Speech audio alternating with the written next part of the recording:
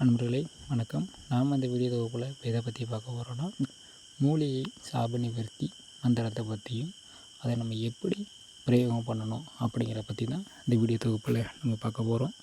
பொதுவாக நம்ம மாந்திரிகத்துக்கு பயன்படுத்தக்கூடிய அனைத்து மூலிகைகளுக்குமே சாபம் அப்படி ஒன்று இருக்கும்.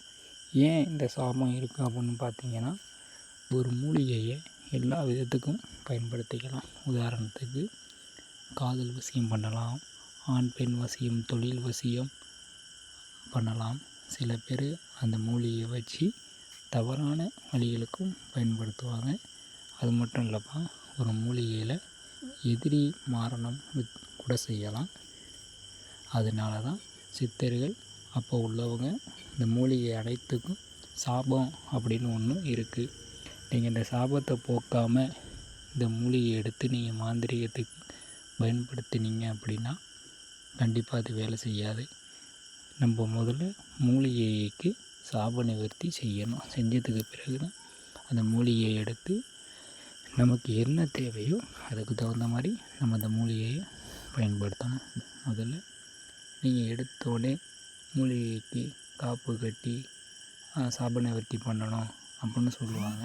அதில் நீங்கள் என்ன செய்யணும்னு பார்த்தீங்கன்னா, முதல்ல நீங்கள் எந்த மூலிகை நீங்கள் எடுக்க போகிறீங்களோ அதை முன்கூட்டியே பார்த்து வச்சுக்கணும். பார்த்து வச்சதுக்கு பிறகு அதற்குன்னு ஒரு மூலிகைக்கும் ஒரு நாள் இருக்குதுப்பா. எல்லா நாள்லேயும் எல்லா மூலிகையும் எடுக்கலாம்னு பார்த்தீங்கன்னா எடுக்க முடியாது. அதற்குன்னு உரிய நாள் வர அன்றைக்கி நீங்கள் குறித்து வச்சுக்கோங்க. இப்போது நீங்கள் மூலிகை சாபம் போக்க போகிறீங்க அப்படிங்கிற பட்சத்தில் முதல்ல போய் இந்த மூலிகையை மனமாற வணங்குங்க. அதற்கு முன்னாடி உங்கள் குலதெய்வம், இஷ்ட தெய்வம், அனைத்து தெய்வங்களையும் வணங்கின பிறகு அந்த மூலிகையை போய் மூலிகையும் ஒரு தடவை மனமாற வணங்குங்க. வணங்கின பிறகு காப்பு கட்டணும். காப்பு கட்டுறது அப்படின்னா ஒரு பெரிய வேலை இல்லை.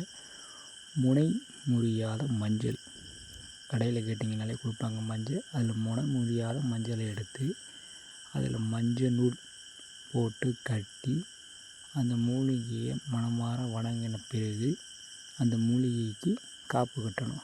காப்பு கட்டின பிறகு நீங்கள் அந்த மூலிகையை எடுக்க போகிறீங்க அப்படின்னா, நான் ஸ்க்ரீனில் கொடுத்துருக்க அந்த மந்திரத்தை 108 முறை ஜெபிக்கணும். ஜெபித்த பிறகு அந்த மூலிகைக்கு மேலே மஞ்சள் நீர் விடுங்க.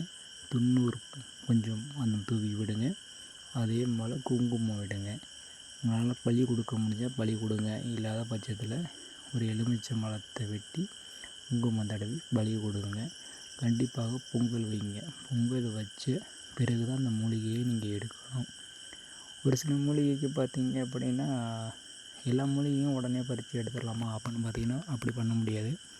ஒரு சில மூலிகைகளுக்கு 21 நாள் காப்பு கட்டி அதுக்கு பூஜை முறைகள் செய்ய வேண்டியிருக்கும். சில மூலிகைகளுக்கு உடனே எடுக்கலாம். சில மூலிகைகளுக்கு 90 நாள் ஆகும்.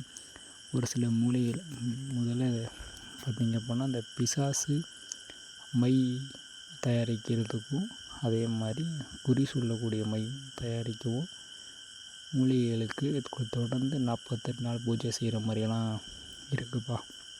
நீங்கள் இந்த மூலிகையை முறைப்படி காப்பு கட்டி சாப நிவர்த்தி பண்ணினீங்க பிறகு தான் இந்த மூலிகை ஆணி வேர் ஆறாமல் எடுத்துகிட்டு வந்து நிழலில் காய வச்சு அதை பச்சை கற்பூரம் இட்டு எரிச்சிங்க அப்படின்னா அது ஒரு பவுட்ரு தூள் போல் ஆகிடும். அது கூட அத்தரி, ஜவ்வாது, குணுகு, கோரோஜனை சேர்த்து நல்லா கலக்குனீங்க அப்படின்னா அது ஒரு மை பக்குவத்துக்கு வந்துடும்.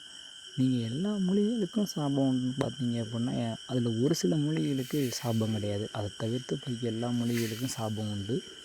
நீங்கள் மூலிகை சாபம் கொடுக்காம பறித்து கொண்டாந்து மை அரைச்சிங்கன்னா கண்டிப்பாக அது வேலை செய்யவே செய்யாது. நீங்கள் லட்சம் உரு இல்லை கோடி உரு கொடுத்தாலும் அந்த மையானது வேலை செய்யாது. இப்போ நீங்கள் ஒரு தாயத்துக்கே நீங்கள் மூலிகை வைக்கிறீங்க, வேர் வைக்கிறீங்க அப்படின்னா கூட இந்த சாபத்தை போக்குனத்துக்கு பிறகு தான் நீங்கள் வைக்க முடியும். இதே மூலிகையை ஒன்றில் ஒரு விபூதி எடுத்து பரப்பி உங்கள் குலதெய்வம் முதல் விநாயகர் முதல் அனைத்து தெய்வங்களையும் மனமாற வணங்கின பிறகு அந்த விபூதியில் ஓம் அப்படின்னு எழுதி நான் ஸ்க்ரீனில் கொடுத்துருக்க மந்திரத்தை 10,008 உரு கொடுத்து அந்த விபூதியை பத்திரமாக நீங்கள் வச்சுக்கோங்க. எப்போல்லாம் நீங்கள் சாபம் நிவர்த்தி செய்ய போகிறீங்களோ அப்போல்லாம் அந்த விபூதியை மனமார வணங்கி இந்த மந்திரத்தை ஒரு 11 தடவையோ இல்லை 21 தடவை ஜெபிச்சு அந்த மூலிகை மேலே தூவி விட்டு நீங்கள் அந்த மூலிகையை பிடிங்கி எடுத்து வந்தீங்கனாலும் சாபமானது போயிடும்.